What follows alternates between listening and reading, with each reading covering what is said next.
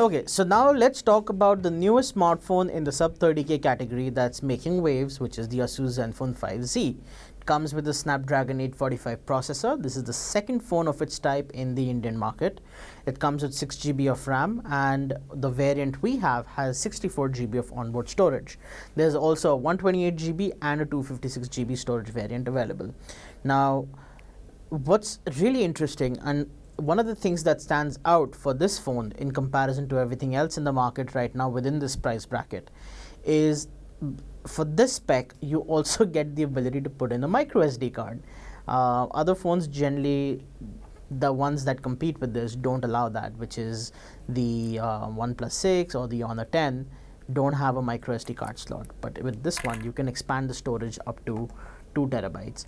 And I know that you guys were not happy about the fact that it felt like a very vaguely spoken review, the previous one that we removed, so I've got notes. So yeah, okay. So let's talk first about the build quality of the phone. Asus has used Corning's Gorilla Glass on the front and back, and unfortunately, because of the glass, as good as the phone may look, those good looks don't last because it becomes a fingerprint magnet like crazy.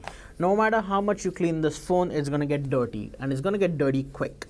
Also, because at the end of the day it is glass, it will not be as durable as metal. And the nice thing is that Asus bundles a TPU case within the box itself, which unfortunately our video team lost while shooting the unboxing of this video.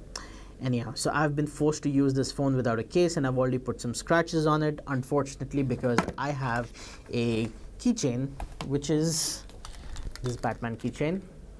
So sharp, we use it for our unboxing videos. And so there's that, and that's put some scratches on the, that's put 2 deep scratches on the screen, on the camera lens, on the back. Don't cut yourself with that. And yeah, my keys were just stolen. Now, the design of this phone is actually pretty elegant. It's not exceptionally brand new or radical, but it's very simple, it's elegant. It's a rectangle metal frame sandwiched between 2 panes of glass. So you get this design, you get this little play of light, but that's pretty much it. You'll have to make sure that there are no fingerprints on here if you want the phone to look good. In terms of its ergonomics, it's fairly easy to use. All the volume, the power button is on one side, and everything else is pretty clean. The bottom has the speaker, the USB Type-C port, and a headphone jack. But the only problem is that there are times when I found this phone slipping out of my hands while using it. Case in point, that if I unfortunately have dry skin, so I moisturize my hands pretty often, and when I'm typing, sometimes the phone just slides like out of the hands like that. It's awkward, it's very weird. So but if I had the case, I know this wouldn't be a problem, but my video team lost the case. Anyhow, now moving from the build quality and on to down, let's talk about the display. Now this is an interesting aspect ratio. It's got an 18.7:9 aspect ratio with a resolution of 1080 by 2246. So it's still an FHD plus, kind of in that ballpark range figure. It's an IPS LCD type display with 95% wide gamut coverage, which is the DCI-P3. You have an sRGB mode, which is they call the standard mode, and then you have a custom color profile where you can set the white balance and the saturation of the display. Now I personally feel that that's a great thing. If you like your display to be very, very vibrant, to be very poppy, you have the option to set the display that way according to your exact preference. If you are like me, who I'm a photographer, so I prefer color accuracy, and I prefer the saturation levels to be exactly precise. For me, the standard mode works best. And then if there is a wide gamut type HDR type content to be consumed, and you get your hands on something which is wide gamut, then you can view that stuff on here as well. So, but personally, 95% color gamut space on the DCI-P3 makes no sense. If it has to be, it should be 100% or nothing. It's one of those things. But overall, the display is actually it's very, very good. It's a nice, crisp display, very legible outdoors. You don't need to worry about reflections. Although I wasn't able to watch Guardians of the Galaxy on this phone outdoors because there are a lot of dark scenes, and then there's the reflections to take care of. So something that has a lot of dark scenes may not work bright outdoors sunlight. but in terms of messaging, in terms of responding to emails, writing up documents, things like that, not a problem at all. And even in bed for that matter, I use my phone a lot when I'm about to go to sleep, so turning the brightness all the way down, display works, does not hurt the eye, and you've got the night light, the blue light filter, so everything works out beautifully well. So the display is actually very nice. It does not feel like a compromised display at all. And I know a lot of you love AMOLED, but there is a reason why Asus has used IPS, and that's because this is a panel that does not get ghosting, and it's a tried and tested technology that has very good color accuracy. So that's about the display. Now let's talk about the performance. And when I talk about the performance, I'm also going to talk about Zen UI, which is the skin that Asus has built for Android. This phone has the Snapdragon 845 processor. It's got 6 GB of RAM, 64 GB of storage. I'm currently not using a memory card with this, and it's running Zen UI 8.0, which is built on Android 8.0. There is an OTA update expected next week, which will bring new features to this phone, but we're not going to talk about that right now. So in terms of its performance, the benchmark numbers are pretty solid. If you want to know where it stands in regards to some other phones, that's a comparison we'll get to later in a different video. There is a lot to talk about, believe me. But for this phone itself, you've got the 845, the Snapdragon 845 just smokes everything else before it out of the water. So you don't have to worry about performance at all. I've been gaming on this phone for hours in office. I'm sorry, boss, but that's what the job is. We played Asphalt 8, Asphalt Extreme, Need for Speed, Modern Combat 5, PUBG, Shadowgun, Injustice. All of these games, they just work beautifully. There is no stutter, there is no lag. The touch response of the display is amazing, and there's also no significant heating problems. Now, that being said, if you're going to be using this phone just as a daily driver for a lot of browsing, YouTube, video, things like that, there is no way you will know the difference between this and the competitors. The processor, the 845 and 6 gigs of RAM, or even 4 GB of RAM for that matter, things just work so fast. Android 8 is beautifully optimized, and speaking of Android 8, Zen UI for that matter has been beautifully optimized. Asus's operating system used to be very clunky, very old school in many ways. The UI was not elegant, but they've done a lot of work. With the Asus Zenfone 5, things work very smoothly. The animations are absolutely fluid. The multitasking is fluid. There is no tearing, there is no jitter, there is no lag. And of course, whether the phone does the same kind of, whether the performance is the same, something we'll find out in 3 months if it slows down or not. But up until now, there has been absolutely no problem. Phenomenal device. And the fact that something like this previously from Asus cost more than twice this asking price is even more impressive. Now let's talk about the camera. On the back, you've got a dual camera setup. You've got a 12 megapixel sensor with an f1.8 lens. That's your wide angle lens. And then there's a secondary 8 megapixel camera with an f2.0 lens, which shoots ultra wide. So the only other flagship that offers something like this is the LG. The LG is the one that's stuck to its guns with the ultra wide lens. And honestly, I would rather have a smartphone camera with 2 lenses that shows me 2 different perspectives of the world. It's nice to have that. And if you like that as well, you like what Asus has to offer.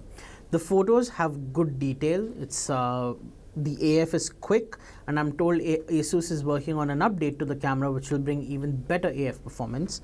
What I found missing was the phone keeps slipping off my notebook. Sorry. Asus has told me that there is an OTA update coming which will also bring RAW capture, which is missing in the camera right now, so I'm not going to comment on that. But once the update is out, we'll do a re-evaluation of the camera. Both the ultra-wide, of course, the ultra-wide lens produces image with distortion. That's the whole point of it, right? It's ultra-wide, there will be distortion, and that's the perspective it has to offer. Again, images, there is a slight loss in detail. They look very compressed, and the more you go into low light territory with the ultra-wide sensor, the more grain you get in your images.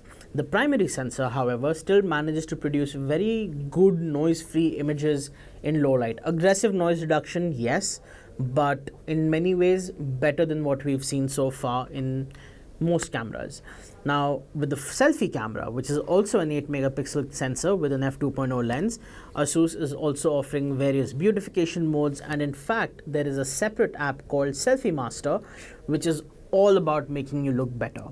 Haven't used it. My 15-year-old sister says I look amazing. So does my dog. So that's all the approval I need. Now, the camera is, again, something that's, how do I put this? There's always something better out there. But for this price, what Asus has to offer is extremely satisfactory. And if you're wondering about video, you get 4K 60 FPS video recording with the primary sensor, which, by the way, is also optically image stabilized. Now, let's move forward from the camera. Let's talk about the battery life. The 3300 mAh battery on the Asus Zenfone 5Z lasted about 7 hours in the PC Mark test. That's, for comparison, the OnePlus 6 gave me 7 hours and 7 minutes. There's just a 7-minute difference. In daily life, however, both the phones tend to last me about the same. I unplug the phone at 7 in the morning, and by 2 a.m. when I go to sleep, the phone's got about 15-20% battery left. The phone supports fast charging, and this morning I realized that my phone was at 9%. I plugged it in, and 30 minutes later, it was at about 74% or so. That's pretty good, pretty impressive. If you're worried about poor battery life, you shouldn't be. This phone will give you easily a whole day's worth of battery life. And I mean, I'm a tech journalist. I'm always on my phone. There's always stuff to look up. There's always things to do. There's always, so many people are calling in throughout the day. So much communication has to be done. And it's all being done through this phone, and still getting a whole day's worth of battery life is very impressive. Now let's talk about two features that most other smartphone companies do not talk about when they launch a phone in this price bracket. First, audio. Asus gives high-res certification with the Asus Zenfone 5Z, which means that this phone has a better than average digital to analog converter, a DAC, which will enable you to get the most out of your FLAC files. I've been listening to some music, which is Nine Inch Nails, some Nirvana, some Nuclear, and a few other artists here and there in FLAC format on my V-Moda LP2s. And I have to tell you, the sound coming out of this is phenomenal, at par with the S9 Plus, at par with, I wouldn't say the iPhone 8, because the iPhone 8 uses a converter, so we're going to leave that out. So it's pretty much in the flagship range. And it's funny because the Samsung S9 Plus comes with AKG earphones, and so does the Asus. Now, you don't get AKG earphones with these, but you do get earphones bundled in the box. They sound pretty decent, but then again, when you're used to more higher quality audio equipment, the bundled stuff doesn't sound as good. But when you look at the fact that neither OnePlus nor the Honor 10 have any kind of accessory for listening to music bundled in the box, this again starts to look like a good deal. The last feature that I want to talk about the 5Z, is the AI stuff. Now, during the presentation at MWC and even in the Delhi event, there was a lot of talk about the multitude of AI features built into the phone. Now, I don't think that we are there where we can call these features AI. In fact, Asus themselves say that they've used the term AI in order to make the technology easier to understand for consumers. They admit that this is not true AI. What they've got is a set of features that learn user behavior over time and then make recommendations accordingly. It's not a host of recommendations. It's not a fine-tuning of the process. It's more binary. It's like yes or no. Do you want to turn on battery saver? Do you not want to turn on battery saver? Do you want to turn on performance mode? Do you not want to turn on performance mode? Stuff like that.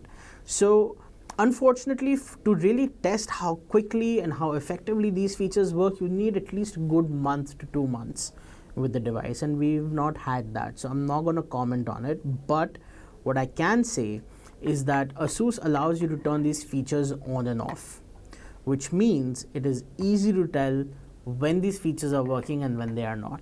Of course, you turn it off, you'll notice the difference. You turn it on, you should notice the difference. So in a month, we will come back to you on the effectiveness of the AI features on the Asus Zenfone 5Z. Now to conclude this review, let's consider this.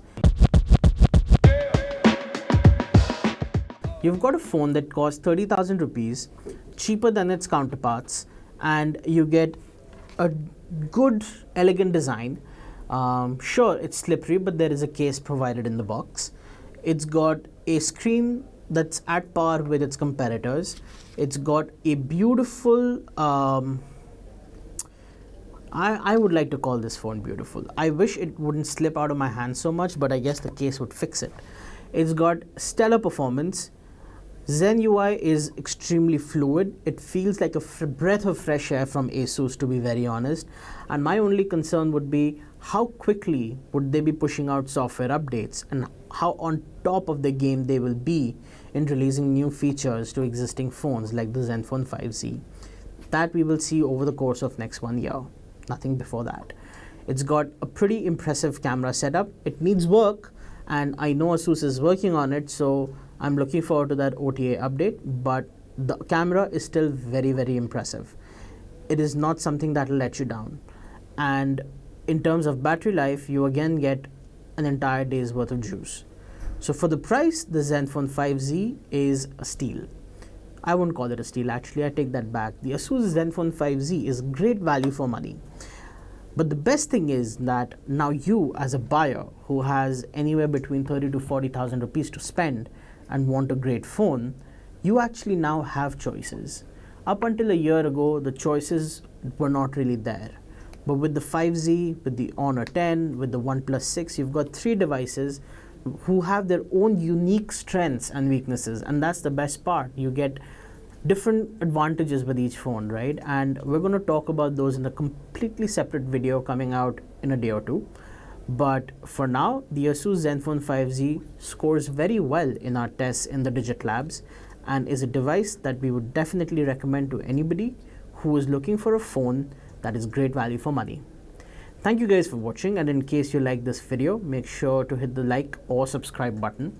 And in case there was something wrong with this video, you are free to leave your comments down below, and I will personally try and address them as best as I can. Thank you for watching.